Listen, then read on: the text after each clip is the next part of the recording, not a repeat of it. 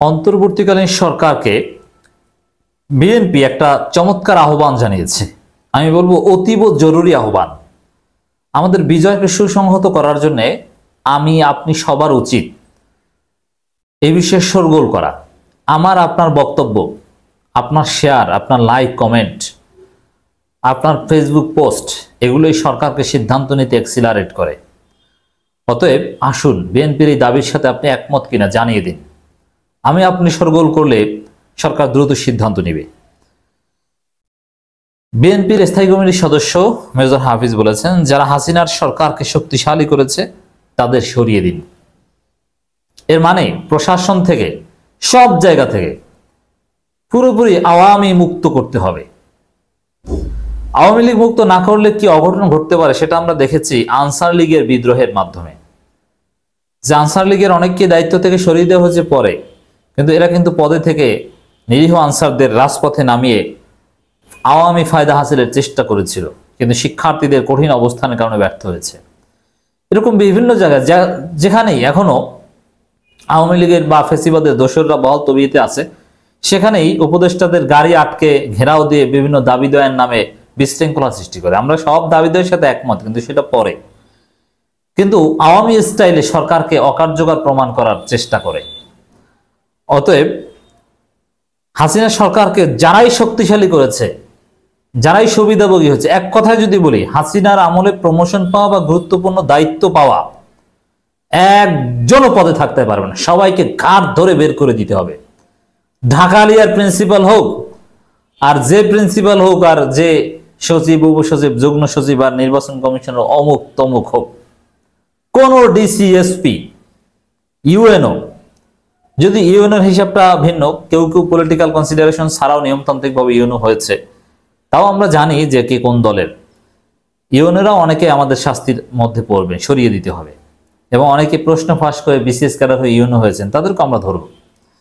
অতএব হাসিনার আমলে যারা গুরুত্বপূর্ণ পদ পেয়েছেন সবাইকে অনতিবিলম্বে সেখান থেকে সরিয়ে দিতে হবে। এটাই হচ্ছে বিএনপির বক্তব্যের মূল কথা। আমরা বিএনপির এই বক্তব্যের সাথে একমত। বিএনপি যদি কোনো বিষয়ে রাজপথে নামে মিছিল করে, সেটা আদায় হয়। আমরা দেখেছি ব্রিগেডিয়ার জেনারেল সাখাওয়াতকে সরিয়ে দিতে বিএনপি রাজপথে নেমেছিল, স্বরাষ্ট্র উপদেষ্টা থেকে কিন্তু তাকে সরিয়ে দেওয়া হয়েছে। এরকম এখনো চুপ্পু সহ যত আওয়ামী নিয়োগকৃত গুরুত্বপূর্ণ পদ, সব জায়গা থেকে এই হাসিনার দোসরদের সরিয়ে দেওয়ার জন্য বিএনপিকে প্রয়োজন রাজপথে নামতে হবে। আমরা আছি, আমরাও কথা বলবো। শুধু বুদ্ধিজীবী আর এনজিও কর্মী নয়, বিপ্লবীদের দিয়ে অন্তর্বর্তীকালীন সরকার পরিচালনা আহ্বান জানিয়ে বিএনপির স্থায়ী কমিটির সদস্য মেজর অবসরপ্রাপ্ত হাফিজউদ্দিন আহমেদ বলেছেন, শেখ হাসিনা সরকার যারা শক্তিশালী করতে সহযোগিতা করেছে, উপদেষ্টা পরিষদে থাকলে তাদের বের করে দিন।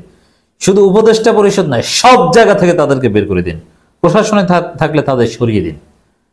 এই উপদেষ্টা পরিষদে থাকলে এর মানে আছে, এখানে কাকে ইঙ্গিত করেছেন আমি জানি, সরাসরি তো সবকিছু বলেন না। পার্বত্য চট্টগ্রাম বিষয়ক উপদেষ্টা, তিনি আমাদের ব্ল্যাক লিস্টে পড়ে গিয়েছেন, অতএব তাকে সরে যেতে হবে, তাকে সরিয়ে দিন। তিনি আওয়ামী লীগের নেতাদের সাথে মিটিং করে লিমিট ক্রস করেছেন, তার এই পদে থাকার অধিকার নেই। এরপরে শিক্ষা উপদেষ্টার কথাবার্তা সন্দেহজনক, তাকেও যেন সরিয়ে দেওয়া না লাগে, তিনি নিজেই সংশোধন হয়ে যান। আর প্রশাসনে তো অভাব নেই, ধীরে ধীরে সরানো হচ্ছে। এবং এই যে বিভিন্ন জায়গা থেকে আওয়ামী দোসরদের সরিয়ে দেওয়া, শিক্ষা উপদেষ্টা আবার তার বিরোধিতাও করছেন। এই জন্য শিক্ষা উপদেষ্টাকেও আমরা সন্দেহ করছি। আর মেজর হাফিজের এই বক্তব্যের একটা গুরুত্বপূর্ণ দিক হচ্ছে বিপ্লবীদের সরকার। দেখেন, বিপ্লবী সরকার আর বিপ্লবীদের সরকারের মধ্যে পার্থক্য রয়েছে। আমরা বিপ্লবীদের সরকারই দেখতে চাই, এবং এই সরকারের চরিত্র বিপ্লবী হবে। হাসিনার আইন সংবিধান এগুলোর বালাই থাকবে না, বিপ্লবীদের কথায় চলবে। এবং সেটাই হচ্ছে কার্যকর। যেমন অন্তর্বর্তীকালীন সরকার তো সংবিধানে নেই, কিন্তু চলছে তো। তিনি বলেন, বৈষম্য বিরোধী আন্দোলনে ছাত্র জনতাকে হত্যাকারী দুর্বৃত্তদের সেনানিবাসে জায়গা দিয়ে সেনাবাহিনী ভুল করেছে। সেনানিবাসে তাদের আশ্রয় দেওয়া হয়েছে, অবিলম্বে তাদের তালিকা প্রকাশ করা হোক। হ্যাঁ, এটা নিয়ে সেনাবাহিনীকে আমরা তীব্র সমালোচনা করেছিলাম। আশ্রয় দিতে পারে, যেহেতু জনগণ ধরলে তাদের মেরে ফেলবে, সহজ কথা। কিন্তু পুলিশের কাছে তুলে দেওয়াটা উচিত ছিল, গ্রেপ্তার দেখানো উচিত ছিল। এই ভুলটা সেনাবাহিনী করেছে। যাই হোক, এখন সেনাবাহিনীর প্রায়শ্চিত্ত করতে হবে। এদেরকে গ্রেপ্তারে সহায়তা করে। যারা সেনাবাহিনী ক্যাম্পে আশ্রয় নিয়েছিল পরবর্তীতে চলে গেছে তাদেরকে ধরতে সহযোগিতা করুন, তাহলে জনগণ আপনাদেরকে ধন্যবাদ দিবে। হাসিনাকে কেন পালাতে সহায়তা করেছেন? এই ক্ষমা তো আমরা করবো না। হাসিনা যে অপরাধ করেছে বাংলাদেশের থেকে তার 1000 বার ফাঁসি হওয়া উচিত।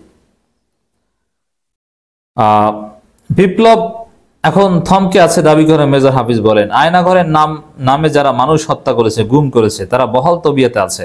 প্রত্যেকটি জেলায় পুলিশ কর্মকর্তারা আগের মতোই আছেন।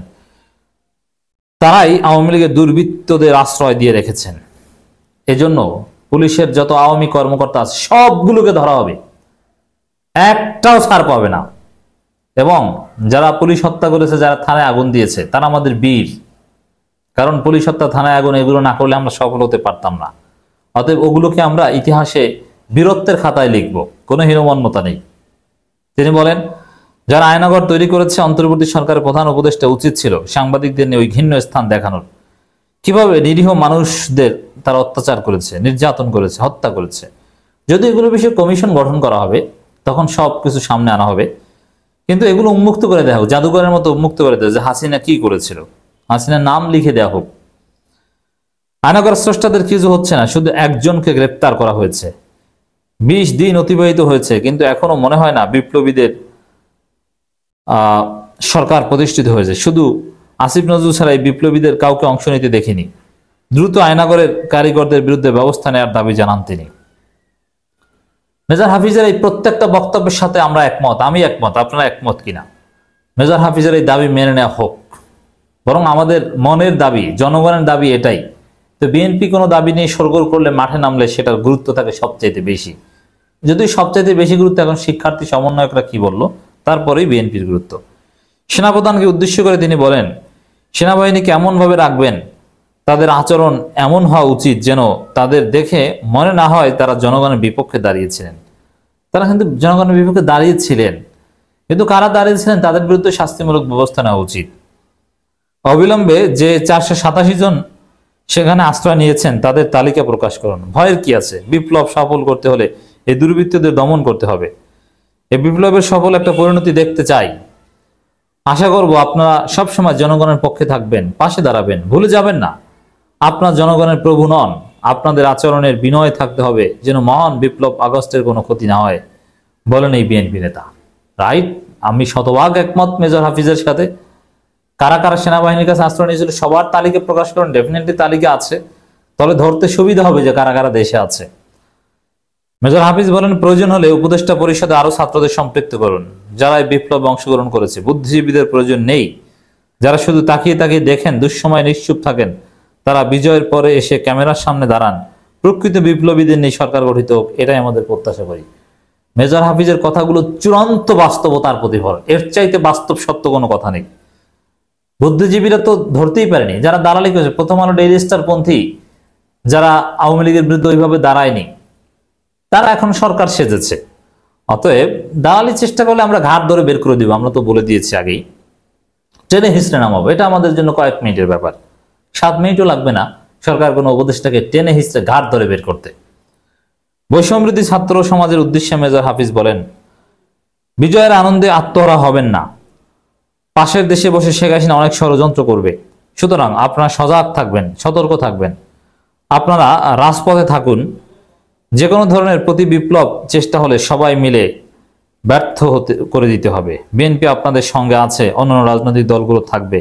হ্যাঁ, যে কোনো সমস্যা হলে সবাই মিলে রাজপথে নেমে যেতে হবে। যেরকম আনসারদের ষড়যন্ত্র প্রতিহতে প্রথমে শিক্ষার্থীদের উপর হামলা করেছিল, কিন্তু মুহূর্তের মধ্যে আরো অনেক শিক্ষার্থী এবং বিভিন্ন শ্রেণী পেশার মানুষ, বিভিন্ন রাজনৈতিক দল রাজপথে নেমে গিয়েছে।